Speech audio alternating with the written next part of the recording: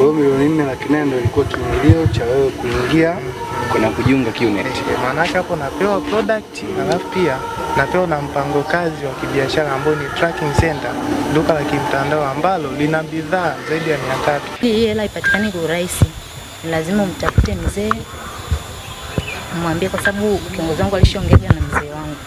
Kwa hiyo alimpima, akaona mzee anataka mtoto asome, akasema sasa hapa utakuwa tunatumia plani kwamba utakuwa unafanya kazi huku unasoma, ambapo kusoma inakuwa kama scholarship, ambapo hiyo scholarship kwa bei ya kampuni ni milioni 14.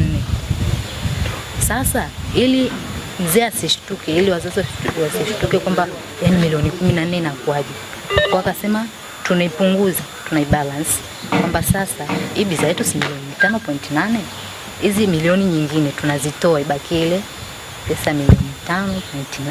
Kozi ya kusoma na karibia kuimaliza, ila kiuchumi bado sijafanikiwa. Ile nimekilipa kwa mara moja.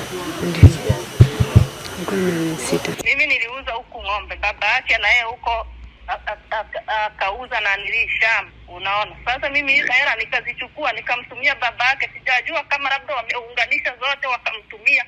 Sasa baadaye ndo tumeshituka watu wakawa wanatuambia kwamba huyo mtoto wenu yawezekana yuko kwenye kikosi cha watapeli. Mimi nikawa tunampigia simu George, ananiambia mama wewe acha tu, mimi huku nafanya kazi. Wewe George, ni shule gani hiyo George wangu? Yaani kwa kweli jamani, mara leo mko Zanzibar, mara leo mko. Yaani mpaka yani hata ndugu zangu wakiniulizia nikiwaelezea wanasema yani yeye hizo hela mnazipoteza bure. Hili tawi kiongozi wenu ni nani? Hapa Abdulhamid Mahamud.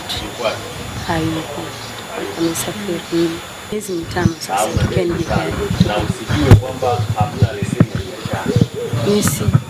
Mimi kwa kuona hivi tu ndo nikajuaga ndo vibali vimeshakamilika. Mzazi wa kwanza alikuwa anatoka mkoa wa Singida. Yeye aliwasiliana na kijana wake, aliletwa huku, alishawishiwa, wanaitana kwa kushawishiana. Kwa alishawishiwa akaja huku, mwisho wa siku kijana akaanza kuomba fedha za ada kiasi kama cha shilingi milioni 5. Basi yule mzazi akashtuka, akafanya mawasiliano na jamaa zake wa karibu hapa, kuja kufuatilia hiki chuo, kuja kubaini ni nyumba, wanachukua nyumba kama hii, unaona geti kama hili, huwezi kujua nini kinaendelea mpaka labda uambiwe. Kwa hiyo tulifahamu hapo. Baada ya hapo basi tulichukua hatua sisi kama serikali ya mtaa kuwakamata wale viongozi wao, kuwapeleka polisi hizi kuweza kuona hatua zaidi zinachukuliwa. Marufuku kuanzia leo kampuni hii ya QNet Eagles United kufanya kazi hii haramu katika wilaya yetu ya Kahama. Kwanza wanafanya kazi hawana kibali chochote kutoka ofisi ya mkuu wa wilaya. Hawana kibali chochote wala leseni ya biashara ya kufanya wanachokifanya katika himaya yetu. Lakini mbaya zaidi, mazingira wanayoishi ni mazingira hatarishi kiafya. Na mbaya zaidi katika lishe, wanakula mara moja kwa siku. Kwa mujibu wa maelezo yao, wanakula saa 9 kila siku jioni au saa 12.